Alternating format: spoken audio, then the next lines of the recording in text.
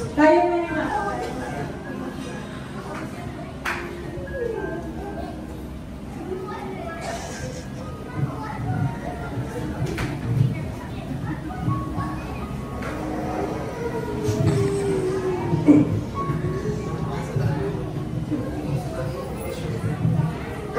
Good evening po sa inyo lahat.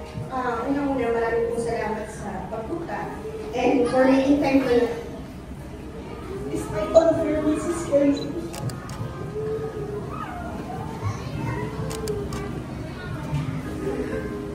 I would like to share lang, just a quick sharing on how we started.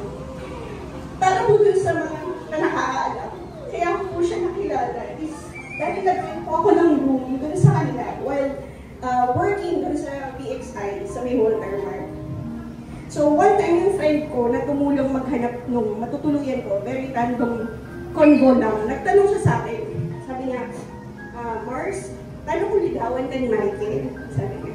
Sabi ko, sinong Michael? Sabi ko pa sa kanya, yung sa tindahan, sabi niya. Kasi siya yung nag-assist sa amin na nag-inquire ako ng room. Sabi ko, Michael ba yung pangalan yun? Kasi kakilala niya pala. Sabi ko, ano ko pa, Mars? Kasi busy ako. Pero yung totoo, nag-pray na ako nun. Sabi ko, Lord, dapat yung magiging next boyfriend ko, last na yun na. Kasi kung hindi, magkamadali na lang talaga ako. That was 13 years ago. And the rest was history. Every time itatanong mo sa kanya, paano kami nagkakilala? Lagi niyang sinasabi, pinikot ko lang siya. Sabi niya, kahit ano daw mangyari, hindi siya aamin na siya yung nagligaw. Yung happiest days namin is yung mga simpleng bagay lang. As you all know, simpleng tao lang si Michael. He finds happiness kahit sa mga maliit na bagay lang. Pero di niya pinapahalaga. Naalala mo lang yung birthday niya, masaya na siya doon. Yung kanyang love language ay acts of service. Kapag need mo ng help, nakasaan mo siya. No questions asked. Hindi din siya nakakalimot ng friends, kahit di mo man siya madalas nakakausap or kasama. Kaya nga siguro, madami pa rin siyang friends hanggang ngayon. And very generous siya. Hindi siya materialistic. Pag sasabihin ko na bibilan ko siya ng bagong damit, ayaw niya. Kaya ang ginagawa ko, binibilhan ko na lang siya para wala na siyang choice. Susuotin na lang niya. Ayaw niya daw kasi yung nagsusukat-sukat. Pero alam niyo po, but I'm glad I was able to introduce him to my friends. Na ending, siya na yung naging friend kasi sobrang daldal at ang daming kwento palagi. And I would like to thank you all for being part of this life, kahit saglit lang.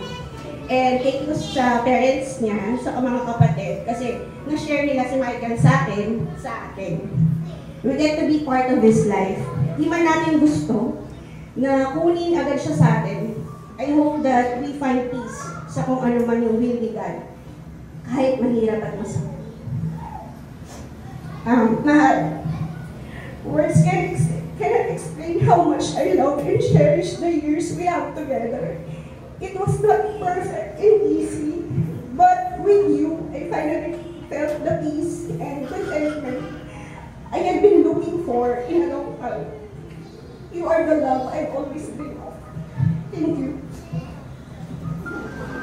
Thank you, Miss Ale. So, dumating na ba si Sir Maynard? Wala na talaga. Si Sir Noel? Sino pang may gusto mag-share? Or kung wala na, Shallow. ano na po tayo sa